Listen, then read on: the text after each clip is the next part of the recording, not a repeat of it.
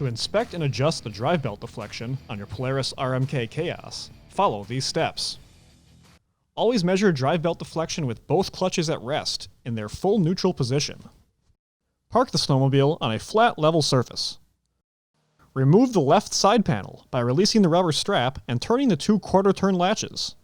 Pull the panel out and lift up to remove. Next, place a straight edge on the belt. Then apply downward pressure between the clutches to measure the deflection. If adjustment is needed, remove the clutch spreader tool and spread the panels apart as needed.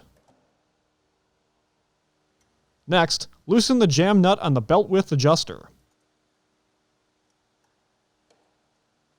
Then, turn the set screw inward to increase the distance between the sheaves, or outward to decrease the distance. Once deflection has been set, hold the set screw and lightly tighten the jam nut. Next, spread the clutch 1/2 inch. Then torque the jam nut to specification. Next, remove the straight edge.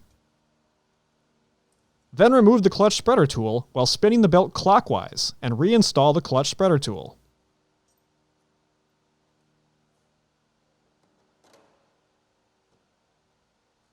Recheck belt deflection once again, and repeat this process as needed.